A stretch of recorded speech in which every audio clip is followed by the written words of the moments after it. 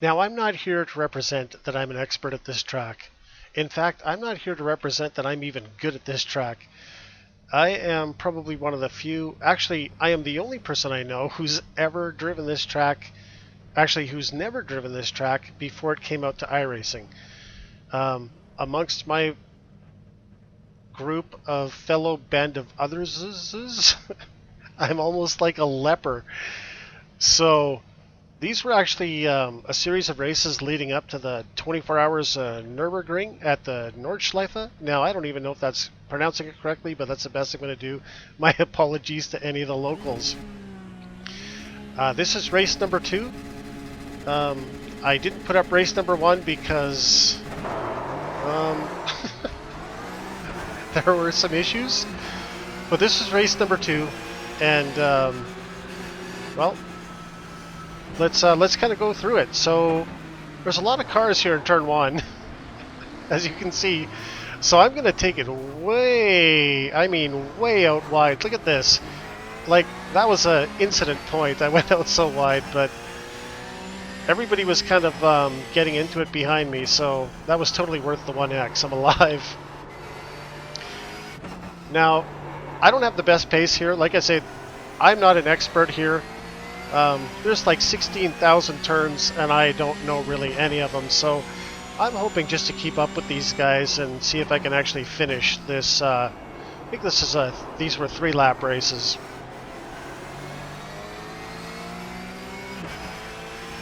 So you can see really nothing's happening here. We're just kind of doing our thing, you know. I'm just trying to keep up with them. That's all I really care about. I want to keep the car on the track, and I want to keep it clean, and I want to see if I can keep up with these guys, which I think I can. Which, actually, you can see I can, because they're all kind of all over the place. This guy here in the gray car got a slowdown, an owl as we call it. So, of course, they get past, but not me. So I'm stuck behind them. As those two gap us a little bit. But I think this gray car, he's actually got pretty good pace. He's just really super inconsistent. But we'll just tough it out and see what happens. So here we are. We're on the Nordschleife, and this is where it separates the boys from the men, or the men from the boys. I don't know. But this first bit, I don't want to say I'm great at it. I'm alright at it. Only because I've driven it the most. I usually crash out around the halfway point on this track. So I've got the most experience in this bit that you're seeing now. You can see I'm keeping up with them. The leaders are pretty much gone, the front 3. So this here is a 4-car race for 4th.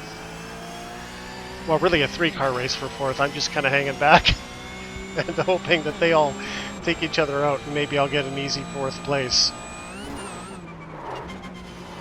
But we'll see. So just hang with them. Hopefully. You see the orange car's kind of pulled out a little bit up there, but doesn't matter. Long way to go.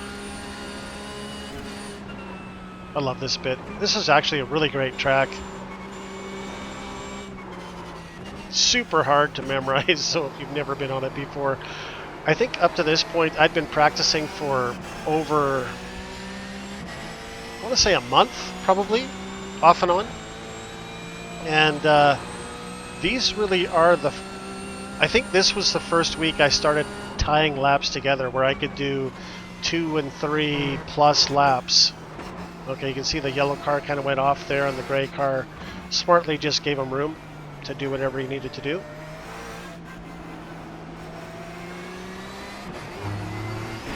And here I am just sitting back.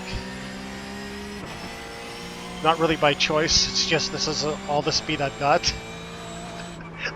I don't have a really big toolbox in this track. Well, I mean, those of you who watch my videos know I don't have a very big toolbox at any track, but still alive. In fact, this is farther than I made it in my first race, I think. I love this section. No good at it, but I love it. Actually, honestly, I love this track. I can see why people, it's, you know, one of their favorites. It's a great track. Really a driver's track. You see the orange car kind of went out wide and sort of bunched us up a bit there. Well, bunched them up. I just happened to be there. Yeah, see, he's went out wide again. And this is what's actually keeping me in it. I think these guys are... They've all got reasonably good pace, I think, with this grayish car in front of me having the best pace of all of them. But they're all making little mistakes, and that's basically what happens. Well, I mean, you can see it. It's... Look at all this smoke. That doesn't just happen on its own. Somebody cooked it into the braking zone. And it bunches us all up as a result. I love this part here too, but it's funny. You can full throttle this whole thing, but I lift a little bit right here. I don't know, it's just totally worth it because you don't really lose anything. Well, you might lose a little, I don't know, but I know the car's going to be safe because a couple times I've actually went out, caught the grass, and killed the car. Oh no, this is where I killed it in race 1. I became a part of that wall. You can see I get through there pretty quick and have to slow down a bit because they're kind of bunched up. Not a fan of this corner too much. I love this bit up here. I can't tell you what this is called. I just call it the crater. But for the longest time I was getting spit out of this thing out on the right hand side there. These are really the first days of me being able to keep the car in there with any kind of pace whatsoever. Yeah, like I was saying, you know, some of the guys I drive with know this track so well. They know all the corners. They know all the names of everything. I don't know the track that well, so of course I don't know any of the corner names, so I basically make them up as I go along. So if I reference something that makes no sense, just ignore it and move on.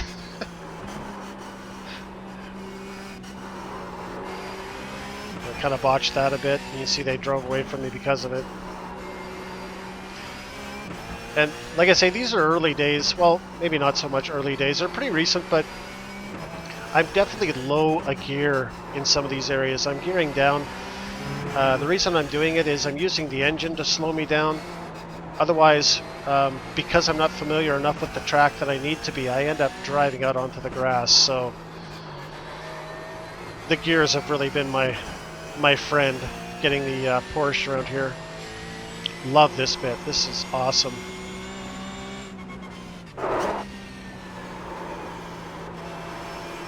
This whole section is amazing, actually.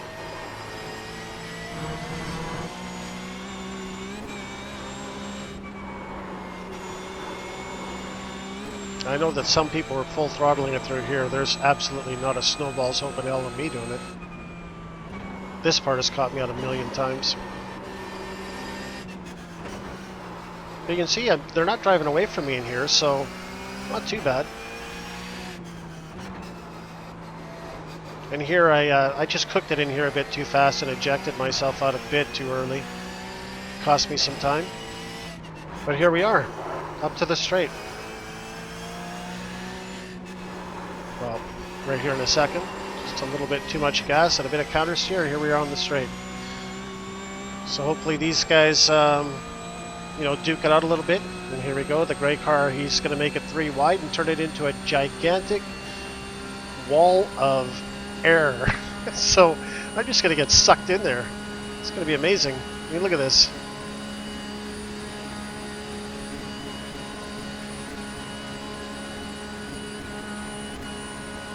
I think I actually even let off. Yeah, here I let off because I don't want to be anywhere near that. And I don't know why they went too wide there because that inside car always flies out.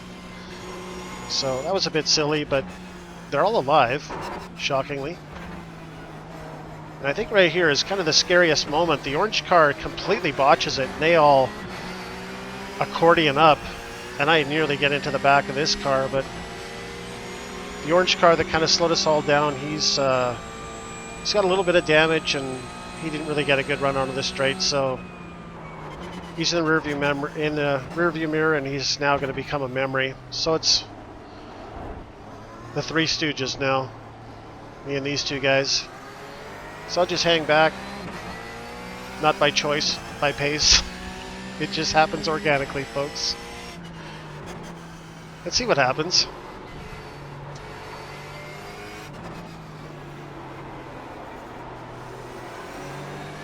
But I am trying to put myself in a position where if they screw up, I have a chance of taking a position.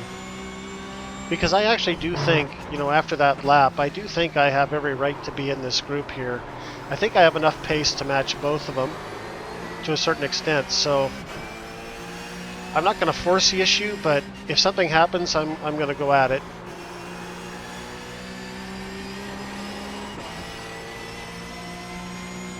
And I don't know what he's doing here. He somehow just flew out there. There was no car contact that I could see.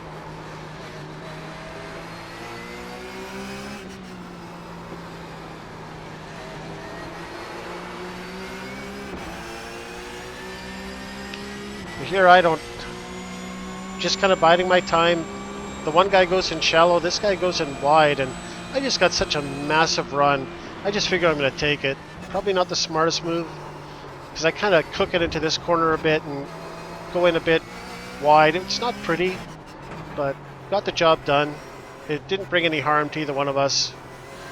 He didn't really have to slow up to avoid it, so I don't think it's the best pass in my repertoire, but we got it done. So now we can just set our sights on this yellow car in front of us, and definitely got the pace to pull him back in, I think. But I'm not too worried about that. I'm just more concentrating on keeping the car on the road, hitting my marks.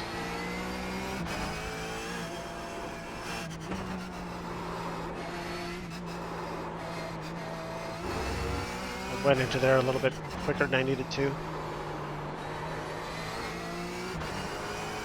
You can see I've kind of pulled them in a little bit here. God, what a beautiful track.